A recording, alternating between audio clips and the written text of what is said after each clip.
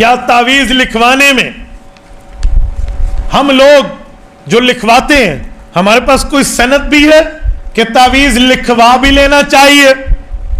جی ہاں، سب سے پہلے امت محمدیہ میں اس دھرتی پہ تعویذ خود رسول اللہ صلی اللہ علیہ وسلم نے لکھوایا۔ میں کسی پیر فقیر کی ابھی بات نہیں کر رہا، میں اولیاء کو ماننے والا ہوں، میں ابھی ولایت کی بات نہیں کر رہا، میں فقہا کا ماننے والا ہوں، میں فقاہت کی بات نہیں کر رہا، میں محدثین و مفسرین کی جوتیاں سیدھے کرنے والا ہوں، میں ابھی ان کی بات نہیں کر رہا، میں صحابہ اہل بیت کا بھی قائل ہوں، ابھی ان کا عمل پیش نہیں کر رہا، میں امام الانبیاء کا لکھوانا پیش کر رہا ہوں۔ سرور کائنات صلی اللہ علیہ وسلم نے لکھوایا ہے، اور وہ ایسا تعویذ لکھوایا ہے، شیخ موجود ہے، یقین مانیے ہر امتی آج بھی اس تعویذ سے اثر لے سکتا ہے۔ امام عبد الرحمن السیوطی، جلال الدین السیوطی رحمہ اللہ، المتوفى 911 ہجری، آج 1445 ہجری ہے، آج 10 صفر 1445 ہجری ہے، میں 911 ہجری کی بات کر رہا ہوں، تقریباً 500 سال، 5 صدیاں پہلے اس کتاب کا حوالہ لا رہا ہوں، سنیے۔ الخصائص الکبریٰ امام سیوطی رحمۃ اللہ علیہ کی کتاب ہے، اس کا باب اٹھائیے، صحابہ کرام کی ترتیبیں جو تھی رقیہ کے بارے میں، تعویذ کے بارے میں، اس میں ذکر معجزات فی رؤیت اصحابہ، فرماتے ہیں ان میں ایسے حضور پاک کے معجزے جو صحابہ کرام نے اپنی آنکھوں سے دیکھے۔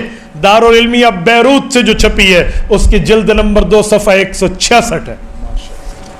ایک صحابی ہیں سیدنا ابو دجانہ رضی اللہ عنہ، جہاد کے میدان میں آج بھی ہم انہیں بیان کرتے ہیں کہ انہوں نے نبی پاک صلی اللہ علیہ وسلم کی حفاظت کے لیے حضور پاک کے سامنے ٹھہرے تھے، پیچھے سے کافر تیر مارتے تھے تو اپنی کمر پہ کئی تیر برداشت کیے تھے۔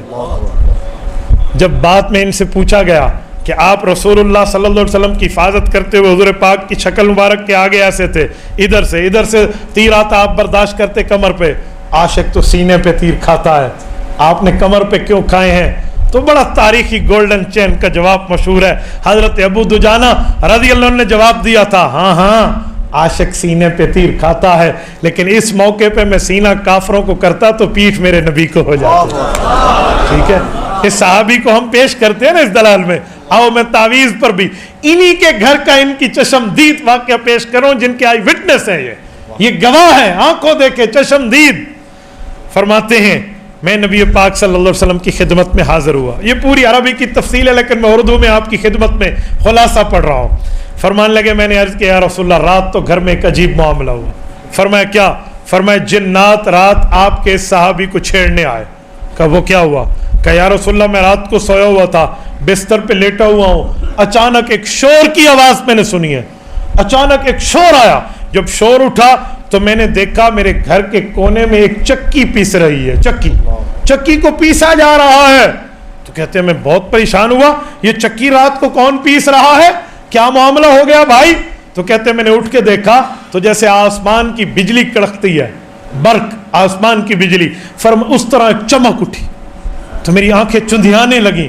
پھر میں نے دیکھا، گھبرا کے یار کیا ہوا، اچانک ایک معاملہ، تو ایک سایہ دار چیز تھی جو میرے صحن میں بلند ہو رہی تھی اور آگے آگے جا رہی تھی۔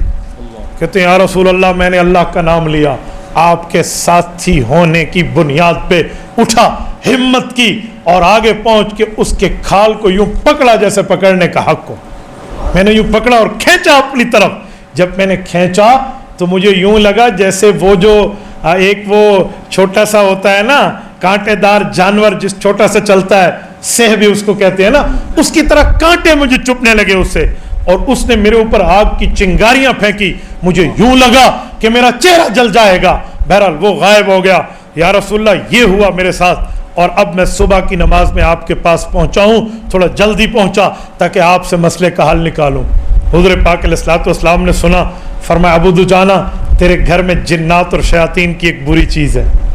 سنو، یہ جو آج کوئی عامل اہل حق بتا دے کہ تیرے گھر میں جنات ہے، لوگ کہتے ہیں تجھے لڑوا رہا ہے، اور بے وقوف تیرا فتویٰ یہ کہاں تک جائے گا، یہ تیری گستاخی کہاں تک جائے گی؟ نبی پاک صلی اللہ علیہ وسلم نے اس صحابی کی خیر خواہی چاہیے، فرمایا تیرے گھر میں ایک بری چیز ہے، اس کی ترتیب ہونی چاہیے۔ کہا یا رسول اللہ تو پھر کیا ہوگا؟ فرمایا ابو دجانہ یہ تو تیری طرح مثل اور بھی لوگ تکلیف دیے جائیں گے, ان کی ترتیب بنانی چاہیے. کہ یا رسول اللہ آپ ہی فرمائیے. فرمایا جی ہاں, کاغذ قلم لاؤ. کاغذ دوات لائے گے. اس زمانے کا کاغذ جو تھا, ٹھیک ہے, جو پتہ نہیں چمڑوں پہ یا پتوں پہ اس طرح ہوتا تھا, کھجور کی شال پر اس طرح بلوایا گیا. اس زمانے میں لکھنے والے لوگ کاتبین بہت کم تھے. قرآن کریم لکھنے والے بھی 40 کی تعداد میں صحابہ ہیں کاتبون الوحی. تو حضرت علی المرتضیٰ آئے, نبی پاک صلی اللہ علیہ وسلم نے ان کی کنیت سے انہیں مخاطب فرمایا ابو الحسن آپ کتابت فرمائیے. وہ لکھنے کے لیے تیار ہو گئے. فرمایا رسول اللہ آپ فرماتے جائیے, میں نوٹ کرتا جاتا ہوں. نبی پاک علیہ الصلوۃ والسلام نے جنات کے نام خط لکھا. جو میں کہہ رہا ہوں نا تعویذ لکھوایا, وہی خط ہے. فرمایا بسم اللہ الرحمن الرحیم ھذا کتاب من محمد رسول رب العالمین. فرمایا جو تمام جہانوں کا پالنے والا ہے اس رب کے محمد کی طرف سے بات لکھوائی جا رہی ہے. یہ نبی پاک صلی اللہ علیہ وسلم نے لکھا, اور پھر پوری ترتیب سے یہ لکھا ہے. حضرت کے پاس یہ موجود ہے, آپ کو مطالبے پر یہ مل جائے گا. اہل حق یہ چیز دیا کرتے ہیں. نبی پاک علیہ السلام نے پوری ترتیب لکھوائی, احادیث آیات لکھوائے, اور ان کو تنبیہ فرمائی کیا کر رہے ہو, فلاں فلاں, پوری ترتیب کے ساتھ. ایسی آیات لکھوائی فَسَيَكْفِيكَهُمُ اللَّهُ وَهُوَ السَّمِيعُ الْعَلِيمُ. یہ عاملین جانتے ہیں جل جاتا ہے سامنے والا مخالف چل, اگر کوئی شاطر ہو تو. یہ ترتیب کے ساتھ لکھوا کر انہیں دی, اور فرمایا جاؤ اس کو لپیٹ کر لے جاؤ, یوں لپیٹ کر لے جاؤ.